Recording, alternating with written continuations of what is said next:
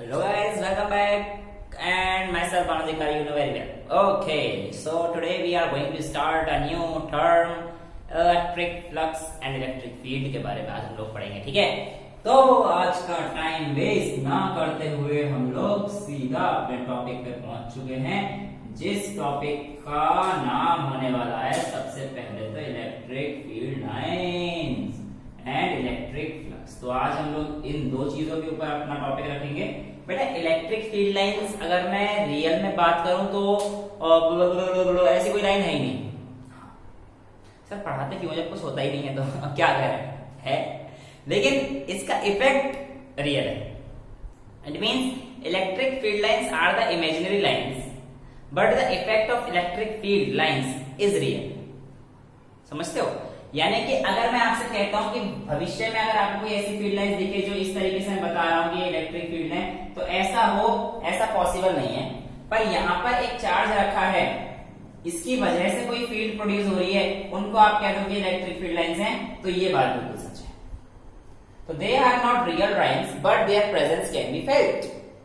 Okay, so electric field lines के बारे में अगर हम लोग बात करते हैं तो बेटा आप ऐसे समझ लो, ऐसे कर्व जहां पर हमारा अगर कोई भी चार्ज रखा हुआ है तो वो फ्री हो सके मूव करने के लिए, और उसका टेंजेंट, चार्ज का टेंजेंट डायरेक्शन बताएगा उस इलेक्ट्रिक फील्ड।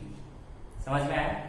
देखो, an electric field line is an imaginary curve where a charge Q is free to move, where a charge Q is free to move and the tangent to any point will give the direction of electric field, and whether it is uniform or non-uniform we may check it by placing the charge Q। क्या बात सकते हैं? समझ में आती है? अब तो कोई दिक्कत नहीं। मैं ऐसा नहीं कह सकता क्या, अगर मेरे पास ये इलेक्ट्रिक फील्ड लाइंस हैं, बिल्कुल है सर, तो किसी भी जगह पर अगर मैं अपना चार्ज रख देता हूं तो मेरा फोर्स भी आ जाएगा। है फोर्स?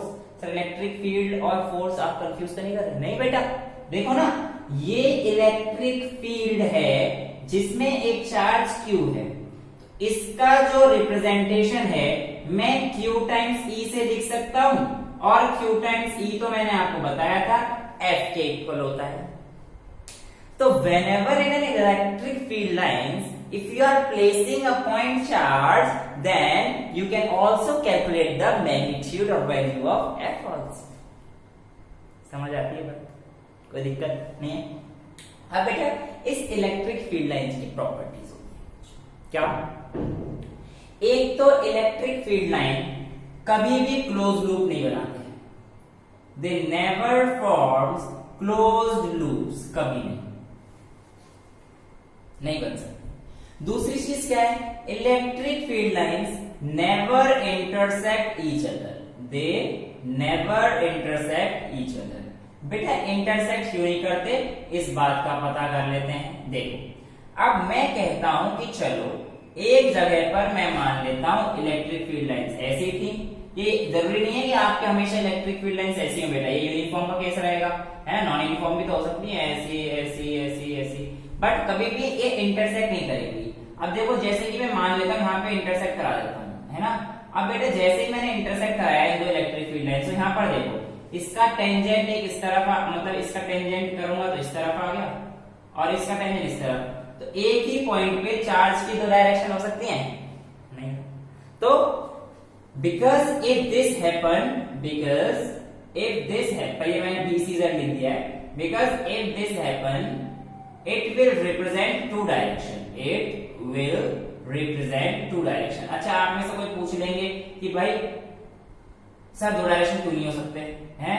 बेटा सिमिलर सी बात करो ना, अगर मैं ऐसे जा रहा हूं तो कोई ये कह देगा कि मिस्टर भानु जी आप आगे भी चल रहे हैं और पीछे भी चल रहे हैं, एक ही पॉइंट पे मैं एक ही जगह पे रह सकता हूँ, या चलो मैं ऐसे खड़ा हूं तो ये कह देगा कि हाँ भाई पीछे भी तेरी शक्ल है और आगे भी तेरी शक्ल है।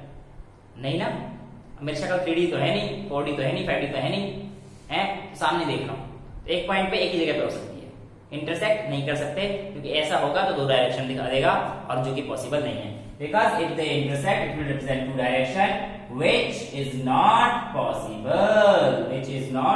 Possible at all. सो जो चीज पॉसिबल नहीं है उसे आप ना करें। इसके अलावा बेटा एक चीज याद रखना कि electric field lines always originate from positive charge, always originate from positive charge. कहां से ओरिजिनेट होगा? पॉजिटिव चार्ज पे। और हमेशा याद रखना कि दे ऑलवेज, वो हमेशा टर्मिनेट होंगी कहां पे? To negative charge. इतना समझ में आता है बेटा? आ गया सर?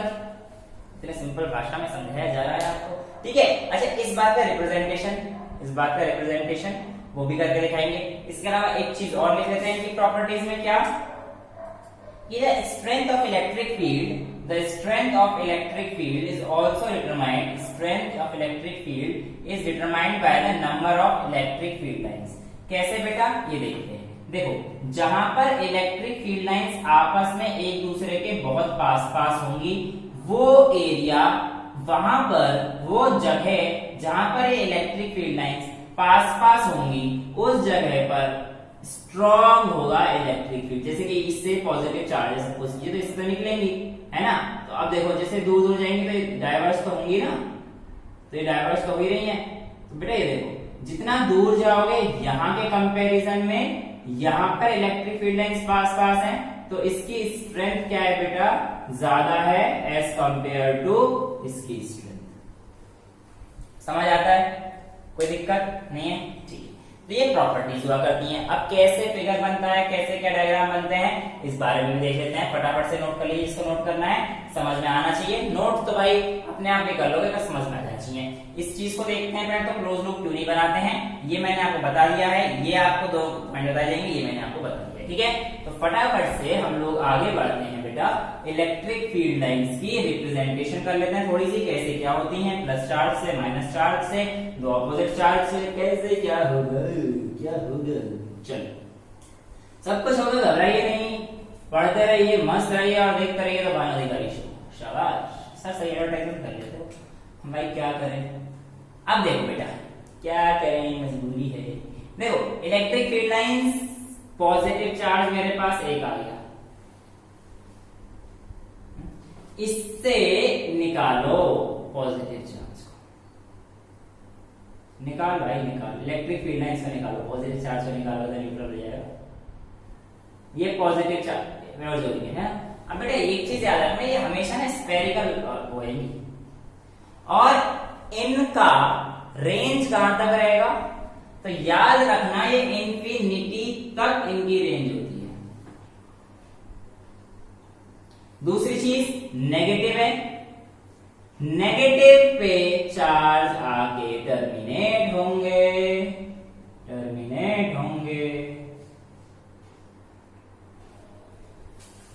ठीक है, समझ आता है। अच्छा, इसके अलावा बेटा अगर ये दोनों साथ आ जाए, यानी कि एक डायपोल, तो हमें ऐसा लगेगा, ऐसा प्रतीत होगा, ये है ना। अब देखो, यहां से चार्ज निकल रहे हैं, यहां पर चार्ज खत्म हो रहे हैं। आपकी कई किताबों में ऐसा दिखा रखा है, ये ऐसे और ऐसे, ठीक है। फिर एक आध दो लाइन और दिखा रखी है ना, ठीक है। फिर इसका ऐसे है ना, बहुत सारी हैं, इसके आगे तब कितनी बना लो यार, खत्म हो दिखाना। बट मैंने आपको बताया कि सारी अभी क्लोज लूप नहीं बनाते हैं बेटा। ये इंफिनिटी से नेगेटिव चार्ज पे इंफिनिटी से आती हैं, ये इंफिनिटी से जाती हैं। वहां पर एक जो डॉटेड लाइन बनाया गया है वो इसीलिए बनाई गई है ताकि आप लोग ये ना समझ लें कि ये क्लोज लूप बना रही है। ये अलग अलग है, पॉजिटिव चार्ज को दिखा रहा है, ये पॉजिटिव चार्ज और एक्स फेंक रहा है, इलेक्ट्रिक फील्ड लाइन से एमर्ज कर रहा है, निकाल रहा है इसमें, लेकिन नेगेटिव चार्ज पे जाके आ रही हैं। अब जब डायपोल होगा तो कोइंसिडेंटली तो इंफिनिटी से भी तो आ रही है ना। ये तो ऐसा लग रहा है हमें कि क्लोज लूप बना रहे हैं, पर ऐसा क्लोज लूप को बनाते हैं, ठीक है, समझ में आ रहा है। तो इस डायग्राम को देख के अपना क्लोज लूप वाला कॉन्सेप्ट क्लियर हो गया, घबराओगे तो नहीं, कंफ्यूज तो नहीं होगे। अच्छा, एक पॉइंट और रहेगा, हाँ, पॉजिटिव से हमारा ये हो। अब बेटा मेरी बात ध्यान से सुनना, मैं आपको 2-3 फिगर देता हूँ और आप बताना कि कौन सा ऐसा फिगर है जिसमें चीजें सही नहीं है। ठीक है, देखो इलेक्ट्रिक फील्ड लाइंस मेरे पास एक पॉजिटिव है एक नेगेटिव है। मैं एक तो ये कर देता हूँ, एक ये कर देता हूँ, एक ये कर देता हूँ, एक ये। ठीक है, ये जा रही है, एरो रिप्रेजेंट करना बहुत जरूरी है, इसको जोड़ दो। ठीक है, इसके अलावा एक ऐसे कर देता हूँ, एक पॉजिटिव और एक नेगेटिव, इसको ऐसे, मतलब ये वाली चीजें हैं, इसको ऐसे, फिर यहाँ पे सॉरी और ये नेगेटिव और ये पॉजिटिव है ना, तो फिर ये नेगेटिव ऐसे मैं करता हूँ। ठीक, फिर पॉजिटिव से ये जाएंगी, ये नेगेटिव से, तो मतलब है कि मैं कॉन्टिन्यूअस लूप बना दूँ। समझ में आ रहा है क्या कर रहा हूँ? हाँ सब समझ में। तो ये क्या सही है? आप कहना सर ये गलत है। क्यों गलत है बेटा? देखो पॉजिटिव से ऑरिजिनेट हुई, नेगेटिव पे सही है, बिल्कुल ठीक है, लेकिन नेगेटिव से कोई भी फील्ड लाइन ऑरिजिनेट नहीं हो सकती, तो ये चीज गलत है। पॉजिटिव पे जाके खत्म नहीं हो सकती, तो ऐसा कहीं भी फिगर देखे समझाने का मतलब मेरा यही था कि ये तो बिल्कुल सही है, ये गलत है। क्यों? क्योंकि नेगेटिव पे खत्म हो रही ये वाली लाइन बिल्कुल ठीक थी यहाँ तक, अगर नहीं होता तो ऐसे, लेकिन आपने सर ये कर दिया, गलत हो जाएगा। नेगेटिव से कोई चार्ज ऑरिजिनेट नहीं हो सकता। समझ में आता है बेटा? Electric field lines inverse square law को भी ओबे करता है। कैसे है?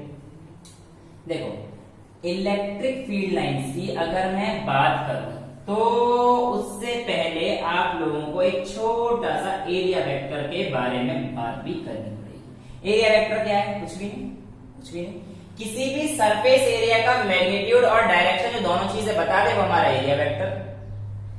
सपोज कीजिए ये एक सरफेस है, हाँ, अब इसके नॉर्मल, ये नॉर्मल इतना क्या होता है, 3D तो मेरे पास बन जाएगा। ये देखो अब मैं बात करता हूं कि भाई इस का मैग्नीट्यूड तो आपने निकाल रखा है, डायरेक्शन कैसे निकालोगे? सर डायरेक्शन के लिए यूनिट वेक्टर हम लोग करते थे मैट्रिक में। हाँ बिल्कुल सही, अब यूनिट वेक्टर ही कर दो।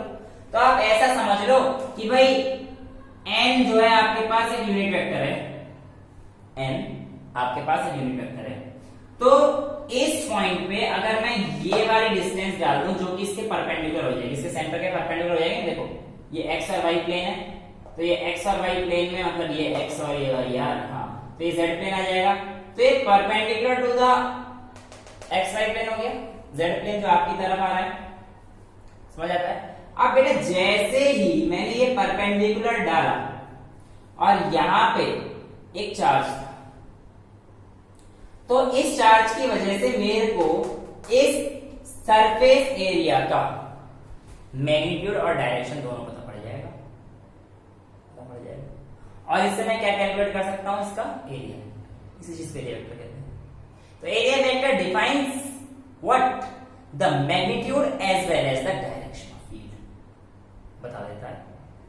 समझ में आता है? तो सिर्फ और सिर्फ मैग्नीट्यूड के बेस पे तो बेचारा सरफेस एरिया नहीं सकता था, क्या था मुझे भी थोड़ी सी जीवन दान दे दो, मुझे भी डायरेक्शन का खोज दे दो, तो हमने यूनिट वेक्टर से मल्टीप्लाई कर दिया डायरेक्शन। समझ आती है चीजें? कोई दिक्कत नहीं आनी चाहिए। ठीक है, अब इलेक्ट्रिक फील्ड लाइंस देखो, एक चीज आती है इलेक्ट्रिक फ्लक्स। क्या आती है? Electric flux. कैसे डिफाइन करते हैं? इलेक्ट्रिक फील्ड लाइंस में इलेक्ट्रिक फ्लक्स का क्या रोल है और इलेक्ट्रिक फ्लक्स को डिफाइन कैसे करते हैं? देखो बेटा, इलेक्ट्रिक फील्ड लाइंस आप ऐसे समझ लो कि सरफेस एरिया पर कितनी इलेक्ट्रिक फील्ड लाइंस पास हो रही हैं नॉर्मली, यूनिफॉर्म में नॉर्मल, उसको हम लोग इलेक्ट्रिक फ्लक्स बोलेंगे। समझ रहे हो? The number of field lines passing through the surface area is called electric flux. Yes, very simple. Suppose कीजिए आपके पास कोई भी एक सरफेस है, इससे पास होने वाली ये सभी इलेक्ट्रिक फील्ड है, यूनिफॉर्म है, तो जो इलेक्ट्रिक फ्लक्स फाई है, जिसको हम लोग फाई से डिनोट करते हैं, वो बराबर होगा E times the surface area ds। ds क्यों लिया? कि मैं छोटे छोटे एलिमेंट्स लिख सकता। समझ में आता है क्या? कोई दिक्कत? अब ये जो मेरे पास इलेक्ट्रिक फ्लक्स है, डेफिनेशन का लिखो है ना, the electric flux is defined as the number of electric field lines emitted from a surface area. समझ में आ रहा है? किसी भी सरफेस एरिया से कितने number of electric field lines pass out हो रही हैं, उसका प्रोडक्ट इलेक्ट्रिक फील्ड के साथ हमें इलेक्ट्रिक फ्लक्स देता है, जहां पे फाई की वैल्यू क्या है, इलेक्ट्रिक फ्लक्स के नाम से जानी जाएगी। कॉन्सेप्ट समझ में आ रहा है? अब बेटा इलेक्ट्रिक फ्लक्स जब हमने समझ लिया तो ये बात जानना बहुत जरूरी है कि क्या ये सभी उन लोगों को फॉलो कर रहा है जो हम लोग पहले से पढ़ते हुए आ रहे हैं। चेक कर लेते हैं। देखो मैं कहता हूं कि आपके पास मान लीजिए यहां पर पॉइंट चार्ज है प्लस क्यू, और इससे निकलने वाली ऐसी होंगी बेटा। अब ये तो यूनिफॉर्म का केस हो गया। अब मैं बात करता हूं नॉन यूनिफॉर्म के लिए। यहाँ पे नॉन यूनिफॉर्म जा रहा है। अब ये यूनिफॉर्म तो है नहीं, देखो ये एंगल बनाएगा कितना, ठीक है, और ये सब थीटा रहने वाला है। Number of electric field line जितनी यहाँ पर है उतनी, नंबर का चेंज नहीं आएगा ना। अब देखो दो एरिया ले लो, एक इसका ले लो, एक ये वाला ले लो। ये वाली डिस्टेंस यहां से यहां तक की R1 मान लेते हैं, यहां से यहां तक की R2 मान लेते हैं।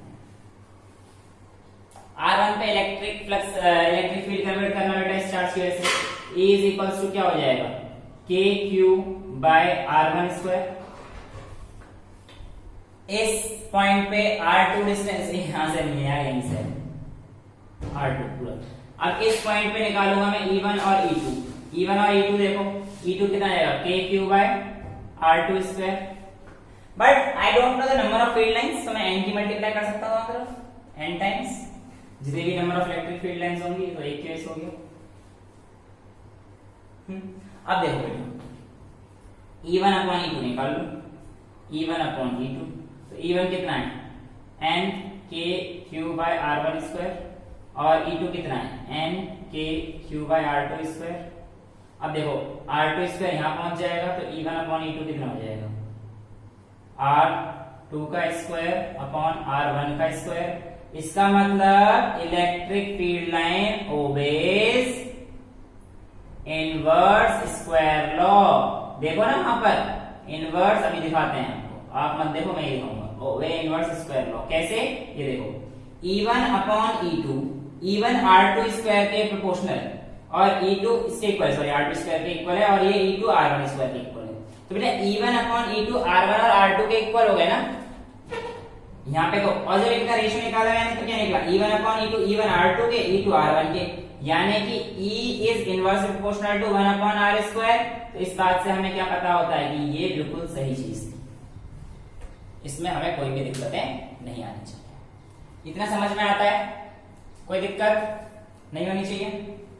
अब मैं इसको थोड़ा सा एंगल पे ले आता हूं, मैं इसको थोड़ा टिल्ट कर देता हूं, ऐसे टिल्ट, तो क्या चेंज आएगा इलेक्ट्रिक फ्लक्स में, देखें। देखो बेटा जब मैंने इसे टिल्ट करना है, टिल्ट, हाँ तो मैं ऐसे कर देता हूं बेटा। अब की बार यहाँ पे जो इलेक्ट्रिक फील्ड लाइंस हैं ये देखो ऐसे जाएंगी, है ना। अब हॉरिजॉन्टल कॉम्प, ये तो ये इलेक्ट्रिक फील्ड, अब ये देखो ये इसके साथ एक थीटा बनेगा। अब मेरे को पता है कि इलेक्ट्रिक फील्ड जो फ्लक्स निकालते हैं, जो हम सॉरी इलेक्ट्रिक फ्लक्स जो निकालते हैं इस इलेक्ट्रिक फील्ड लाइन की वजह से, वो फाई जो होता है वो E टाइम्स होता है ds का। और ये तो रिजल्टेंट आ गया ना, ये वाला जो E है ये कितना हो जाएगा, देखो ये E है तो ये थीटा है, तो ये क्या आ जाएगा, E cos theta. E cos theta horizontal, ये वर्टिकल वाला कितना आएगा, E sin थीटा। इसका मतलब नहीं, क्योंकि हमें हॉरिजॉन्टल कंपोनेंट में निकाल रहे हैं, तो E cos थीटा, तो phi is equal to E dot ds। तो फाई की वैल्यू कितनी आ जाएगी, अरे थीटा कहां बन रहा है चाचे, ये phi is equal to E की value E cos theta dot ds। अब cos थीटा का प्रोडक्ट क्या, cos थीटा, अभी आपको कुछ देर पहले बताया था मैंने टॉर्क, वहां पे sin थीटा आ रहा था तो क्रॉस प्रोडक्ट था। अभी cos थीटा आएगा तो क्या लिख सकते हैं, E डॉट ds, यानी कि ये डॉट प्रोडक्ट है, डॉट प्रोडक्ट है E का और phi is equal to ds और E ds cos थीटा। ये आपको कोई एंगल दे रखा है तो हम लोग उसे cos के साथ लेते हैं, क्यों लेते हैं अभी आपके सामने आ गया, समझ में आती है इतनी चीजें। तो ये तो सभी बेटे यूनिफॉर्म इलेक्ट्रिक फील्ड है, लेकिन क्या हमेशा ये यूनिफॉर्म इलेक्ट्रिक फील्ड रहेगा, इस बात का पता कैसे पता पड़ेगा? नहीं, कभी भी सर नॉन यूनिफॉर्म हो सकता है। एक चीज और याद रखना बेटा, हमेशा कि जितने भी आपके फील्ड लाइंस है ना, ये सभी सरफेस के ऊपर से जाती है। अंदर इनसाइड चार्ज कंडक्टर कुछ भी नहीं होता, zero. Inside charge conductor flux is zero, ठीक है, क्योंकि सरफेस के ऊपर ही फेनोमेना है। समझ में आता है? बात समझ में आई? मैं जैसे कह दूं कि ये एक ऐसी सरफेस है, तो इसके अंदर क्या होगा आप कहना जीरो, लेकिन जो चार्ज है वो यूनिफॉर्म डिस्ट्रीब्यूट हो जाएगा इसकी सरफेस पे, और इसके सरफेस से नॉर्मली बाहर निकलेगा। ये तो मैं आपको बता चुका हूं, हर पॉइंट पे टेंजेंशियली बाहर आएगा जो कि इसकी डायरेक्शन देगा, पर अंदर कुछ नहीं करेगा। समझ में आता है? चलो एक नॉन यूनिफॉर्म का केस ले लेते हैं। अगर मैं मान के चलता हूं कि नॉन यूनिफॉर्म है, तो क्या मान के चलते हैं, होता नहीं है, मान के चलते हैं। अब देखो, नॉन यूनिफॉर्म के केस में जब हमारे पास नॉन यूनिफॉर्म शेयर अभी तो इतना समझ में तो आगे। ओके देन नॉन यूनिफॉर्म का केस ले लेते हैं। नॉन यूनिफॉर्म के केस में क्या करना है, हम लोग देख रहे हैं कि एक एरिया है नॉन यूनिफॉर्म, ठीक है। अब यहां पर मैंने मान लिया इस स्मॉल से एरिया को ds, छोटे से। इलेक्ट्रिक फील्ड तो इससे भी पास होगी, बात तो वही रहेगी। अब इसकी वजह से छोटे छोटे बहुत सारे आएंगे, तो मैं सीधे लिखता हूं कि इलेक्ट्रिक फील्ड n टाइम्स जो होगा वो कितना हो जाएगा, E phi is equals to क्या था, E डॉट ds। तो E is equal phi, sorry E नहीं फाई लिख लेते हैं इसे, क्योंकि मैं E को अभी बाद में समझा दूंगा कैसे कन्वर्ट करेंगे। वैसे फाई अपॉन ds हो जाएगा, कोई बड़ी बात नहीं। देखो फाई इसकी वजह से क्या आ जाएगा, E टाइम्स डॉट ds1, ऐसे ds2 बहुत सारे dsn तक आ जाएंगे, En डॉट dsn। अब ये स्मॉल एलिमेंट्स की वजह से ये हमारे पास क्लोज लूप था। कैसा लूप था बेटा? Close loop. क्लोज लूप बना रहा है। अब ये हमारे पास बहुत सारे स्मॉल एलिमेंट्स होंगे और इस क्लोज लूप के अंदर है, तो फाई को रिप्रेजेंट करने का तरीका होगा भाई E dot ds cos theta. बस जब नॉन यूनिफॉर्म और अंदर दिखा देगा तो हम लोग कह देते हैं कि बेटा ये क्लोज्ड है, तो ये क्लोज इंटीग्रेशन कर देते हैं, ऐसे इंटीग्रेशन लगा के क्लोज कर देते हैं is equals to E dot ds। तो क्लोज लूप के अंदर इसका हम लोग ऐसे पूरा समेशन दे देते हैं। वो प्रिंसिपल ऑफ सुपरपोजिशन वगैरह यहाँ पे लगा के आपको बताता बड़ा करता लेक्चर, उससे तो कोई फायदा नहीं है ना। लेकिन ये चीज समझ में आ जानी चाहिए, इलेक्ट्रिक फ्लक्स और इलेक्ट्रिक फील्ड लाइंस। तो इलेक्ट्रिक फ्लक्स को आगे हम रिलेट करेंगे गॉस से भी, बहुत इंपॉर्टेंट टॉपिक है अगला भी। तो इलेक्ट्रिक फ्लक्स आई होप आप लोगों की समझ में आ गया है। तो इलेक्ट्रिक फ्लक्स की अगर डेफिनेशन देनी हो तो आप लोग आराम से दे सकते हैं। इलेक्ट्रिक फ्लक्स कितना अमाउंट होता है, बोला the number of electric field lines passing per unit area is called electric flux. बिल्कुल सही।